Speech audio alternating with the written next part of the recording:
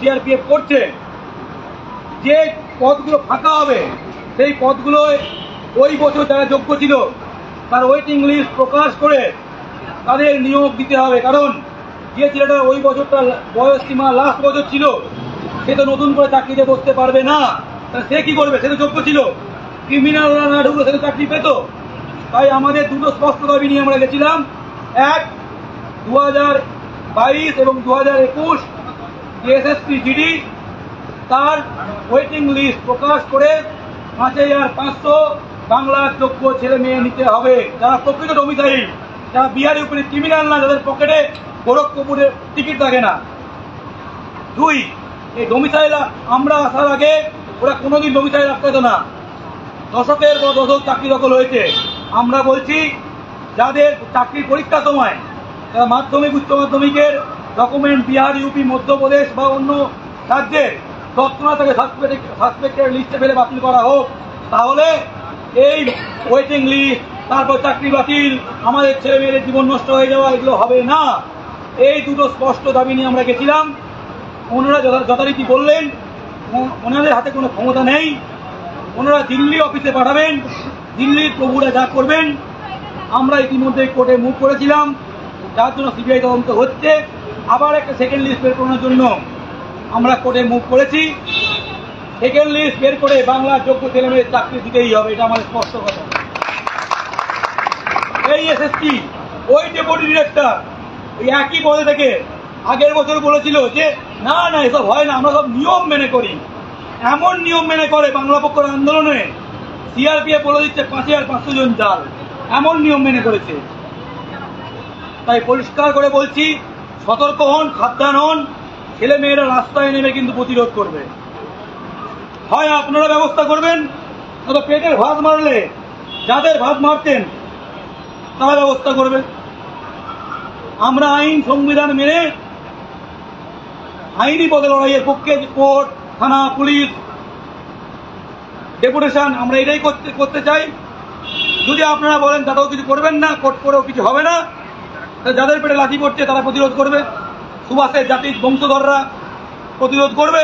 তৈরি থাকুন। Physical test যখন হবে, মেডিকেল টেস্ট যখন হবে, আসামের ভিডিওগুলো দেখে নেবেন, গত বছরের কয়েকটা ভিডিও দেখে নেবেন, তৈরি থাকবেন, সেটাই আমরা বলতে চাই। আমরা এসএসসি আমরা এই যে আঞ্চলিক যে অধিকর্তা, regional director, sub selection commission, কেন্দ্রীয় সরকারের নিজাম প্যালেসের, তার কাছে আমরা এই ডেপুটেশনটা জমা দিতে চাই। আমি ডেপুটেশনটা পড়তে চাই। মাননীয় আঞ্চলিক অধিকর্তা, sub selection commission, Nizam palace, Kolkata, 28/3/24। বিষয়: এসএসসি পরীক্ষায় জাল ডোমিসাইল বন্ধ করা ও ওয়েটিং লিস্ট প্রকাশ করে বাংলার প্রকৃত স্থায়ী বাসিন্দাদের নিয়োগ। মহাশয়, আপনি নিশ্চয়ই অবগত আছেন যে মহামান্য আদালতের নির্দেশে জাল ডোমিসাইল ব্যবহার করে বাংলার কোটায় এসএসসি জিডির মাধ্যমে আধা সেনায় নিয়োগের পর্যায়ে উচ্চ পর্যায়ে তদন্ত চলছে।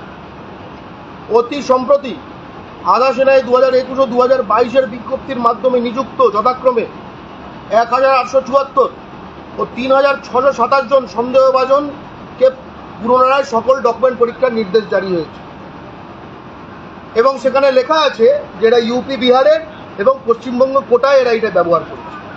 সেই অরিজিনাল যারা জাল ডোমিসাইল ব্যবহার করে বাংলার কোটার চাকরি পেয়েছে তাদের চাকরি বাতিল হবে আশা রাখা যায়। এ প্রসঙ্গে আমাদের দাবি, অবিলম্বে ওই 2 বছরের ওয়েটিং লিস্ট প্রকাশ করা হোক, কারণ তাদের বঞ্চিত করেই এরা চাকরি পেয়েছিল। অর্থাৎ যারা এই জায়গাগুলো নিয়েছিল তারা যদি না যদি ভ্যানিশ হয়ে যেত, তাহলে তো আমাদের প্রকৃত আমাদের ছেলে মেয়ে, বাংলার ছেলে মেয়ে, তারা চান্স পেত তার জায়গায়, যাদের মধ্যে অনেকে ওই কারণে লাস্ট স্টেজ শেষ বছরটা আউট হয়ে গেছে। তখন তারা ভাবছে কি করবে, তারা অলরেডি চাকরি করত, কারণ অনেকের বয়স পেরিয়ে গেছে। আমরাও দাবি জানিয়ে লিখিত পরীক্ষার আগে ডোমিসাইল তা ওয়েটিং লিস্ট প্রকাশ করা হোক, যোগ্য ওয়েটিং লিস্ট থেকে নিয়োগ করা হোক, কারণ অনেকের বয়স পেরিয়ে গেছে, নতুন করে পরীক্ষা তারা সুযোগ পাবে না। আমরা দাবি জানাই যে পরীক্ষার আগেই ডোমিসাইল বিষয়ে কমিশন করবে। তুমি প্রথম থেকেই তোমার মাধ্যমিক আর উচ্চ মাধ্যমিক দেখে নাও, যদি তোমার যে স্টেটের সঙ্গে মেলে তবে তুমি তাকে পরীক্ষা এলিজিবল করবে। আশা করি এই এই হচ্ছে রিসিভ করে দিয়েছে। তবে একটা কথা বলতে চাই, এতে যদি না হয় রিটার্ন হয়ে গেছে, বিএসএফ সিআরপিএফ কারা মেডিকেল করবে কারা ফিজিক্যাল করবে আমরা জানি না। বাঙালি ছেলেমেয়েরাও কিন্তু পথে নেবে এবার মেডিকেল আর ফিজিক্যাল করবে, ঠিক আছে, যদি আপনারা স্টেপ না নেন। ফিজিক্যাল আমরাও করতে জানি, মেডিকেল আমরাও করতে জানি, ঠিক আছে। আঙুল সোজা রাখলে, আঙুল বেঁকালে, আঙুল মুষ্টিবদ্ধ করলে এর নানা রকম কনসিকুয়েন্স আমাদের জানা আছে।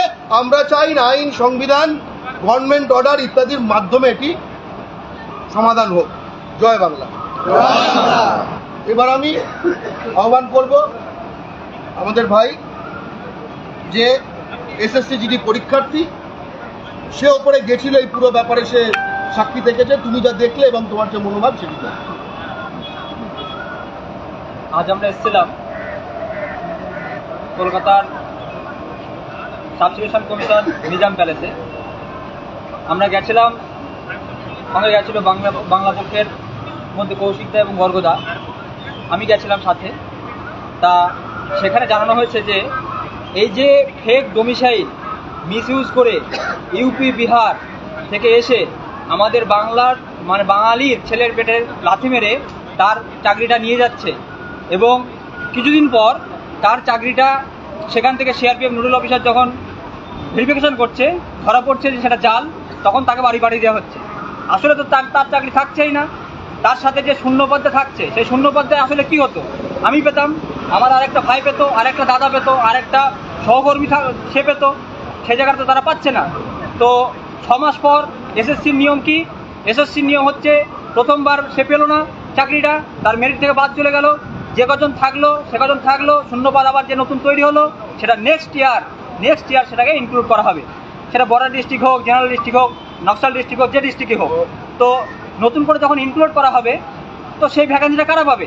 যারা সামনের বার এজ পাবে তারা পাবে, আমি পাবো না। এবার যে এজ হারিয়েছে তারা পাবে না।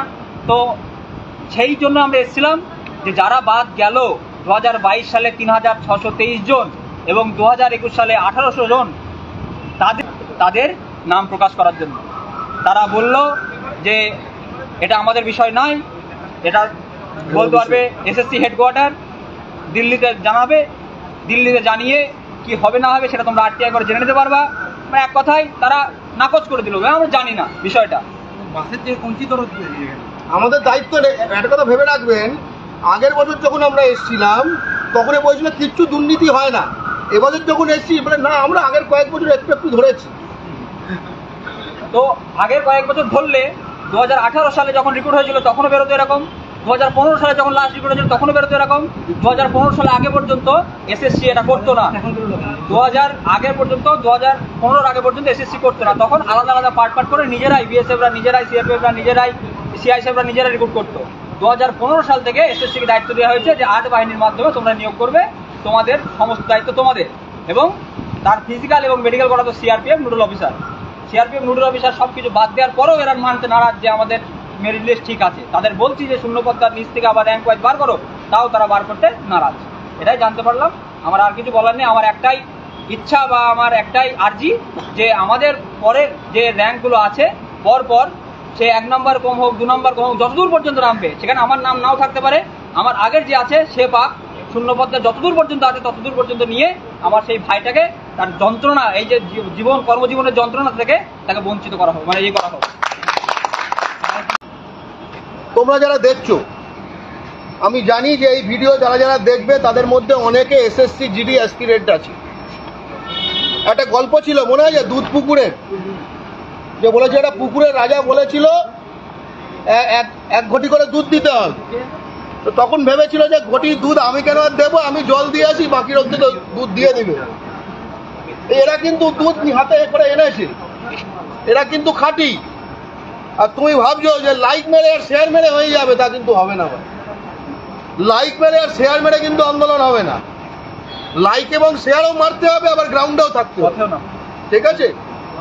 এরা সকলে কি কলকাতার ছেলে? তোমরা কোন কোন ডিস্ট্রিক্ট বলো তো?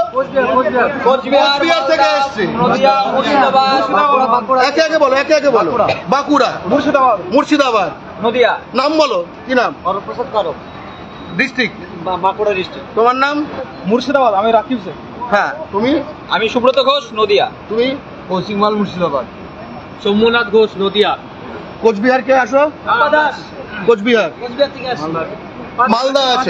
5 জন কোচবিহার। এবার ভেবে দেখো, কোচবিহার থেকে যে এসেছে আর কারোর কোনো এক্সকিউজ থাকতে পারে না, কোনো অজুহাত থাকতে পারে না। আমার বাড়ির থেকে দূরে, আমার এখান থেকে দূরে, ঠিক আছে? এবং সকলে সাধারণ ফ্যামিলির ছেলে, কেউ কেউ বন্দে ভারত করে আসেনি, ঠিক আছে? পুরুলিয়া থেকে কে? পুরুলিয়া থেকে কোন ভাই? পুরুলিয়া থেকে। নাম?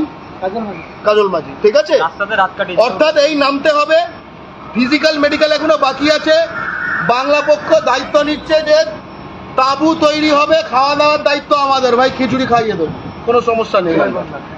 কিন্তু এটা যে সুভাষের মাটি, সেটা আমরা সকলে মিলে প্রমাণ করব। আমরা আশা করি এত অবধি ক্যাজরা হবে না। এই যে বলছে না এত সব লিস্ট বেরিয়েছে, এই বাংলা পক্ষ এবং ছেলেরা পথে নেমেছিল বলেই লিস্ট বেরিয়েছে, অন্য কোনো কারণে লিস্ট বেরোয়নি, ঠিক আছে? বছর বছর এইসব হয়েছে। যে বছর আমরা নামলাম তার পরের বছর থেকেই, ঠিক আছে? তাহলে আমরা এটাকে নীল করে দিই। আমরা ক্রিমিনাল মুক্ত বিএসএফ চাই, আমরা ক্রিমিনাল মুক্ত সিআরপিএফ চাই, আমরা ক্রিমিনাল মুক্ত সিআইএসএফ চাই। সেই লক্ষ্যে আমরা লড়ছি। এবং তাই সুভাষের জাতির, বাঘাযতীনের জাতির, সূর্য সেনের জাতির, ক্ষুদিরামের জাতির, মাতঙ্গিনীর জাতির ছেলেরা মেয়েরা পথে নামবে ক্রিমিনাল মুক্ত বিএসএফ, সিআরপিএফ, সিআইএসএফ এর জন্য। খুব সহজ কথা। আমরা ইউপি বিহারের ক্রিমিনালদের দিয়ে আমাদের এই যে কেন্দ্রীয় আধা সেনা, যারা ভারতের আভ্যন্তরীণ সুরক্ষার সঙ্গে যারা যুক্ত, তাদের এই জায়গাটাকে নষ্ট করে দিতে দেব না। আমাদের সীমান্ত, আমাদের আভ্যন্তরীণ সুরক্ষা, সব কিছু সেগুলো আমাদের ছেলেরা রক্ষা করতে প্রস্তুত। যারা বলে যে আমাদের ছেলেরা খাটতে পারে না, মাঠ করতে পারে না, কি ঠিক কথা না ভুল কথা? তাহলে এগুলো যারা বলে তারা আমাদের মোরাল ডাউন করতে চায়। তারা নিজেরা কিছু করবে না, যে একটা ভালো কিছু করছে তাকে ভেতর থেকে টেনে ধরবে। আমরা এক্সাম দিয়েছি, ফিজিক্যাল করেছি, মেডিকেল করেছি, মেরিট পর্যন্ত গেছি, সবেতে পাস, সবেতে পাস করে গেছি, সবেতে পাস। শেষ যারা বলে না পর্যন্ত যে বাংলায় ছেলেরা ঠিক প্রিপারেশন নেয় না, কম ছেলে পাওয়া যায় না আর্মিতে যাওয়ার। আমি মিনিমাম 20-30টা কোচিং সেন্টারের সঙ্গে যোগাযোগে আছি। কোনো কোচিং সেন্টারে 5000 ছেলে পড়ছে, ফিজিক্যাল ট্রেনিং করছে। কোনো একটা মুসলন্দপুরে একটা কোচিং সেন্টারে কয়েক হাজার ছেলে মেয়ে ট্রেনিং করছে। বসিরহাট, বনগাঁ, রানাঘাট, কৃষ্ণনগর, আলিপুরদুয়ার, মুর্শিদাবাদ, বাঁকুড়া, বারুইপুর, কল্যাণী, ক্যাম্পের পর ক্যাম্প ছেলেরা কোচিং করতে। তো এতদিন ধরে কি বলে আমিও জানতাম যে আর্মিতে এবং আসানে যাওয়ার জন্য নাকি বাঙালি ছেলে পাওয়া যায় না। ঠিক কথা এটা? যত ছেলে ফিজিক্যাল টেস্ট বাঙালি ছেলে পাস করেছে, ওদেরকে বাদ দিলে এই লিস্টে আমার ছেলেরা ঢুকবে না, ফাঁকা থাকবে, কোনো ফাঁকা থাকবে না, সবাই ঢুকে যাবে। অর্থাৎ যতগুলো কথা আমাদের শেখানো হয়, আমরা অলস, আমরা ভীতু, আমরা এই তা, আমরা তাই, সবের লক্ষ্য একটাই ভাই, বাঙালি ছেলের পকেটে যেন টাকা না ঢোকে। সবের লক্ষ্য একটাই ভাই, বাঙালি ছেলের পকেটে যেন টাকা না ঢোকে। পশ্চিমবঙ্গে কিছু নেই, কলকাতায় চাকরি নেই, তুই ভীতু, তুই অলস, এই তাই। মানে কি? ওরাই এখানে করে খাবে, ওরাই এখানে করে খাবে, ওরা এখানে সুজে খাবে। আমরা হা করে শুধু আমরা কত খারাপ এইটা অন্যদের থেকে শুনতে থাকি। এই দিন শেষ হয়ে আসছে ভাই, বাঙালি ছেলেরা কিন্তু এখন আগের মতো নেই। এবং বিশেষত যারা মাঝের জেনারেশনের লোক, যারা নিজেরা কিছু লাইফে করতে পারেননি কিন্তু পরের জেনারেশনকে নেগেটিভ দেন,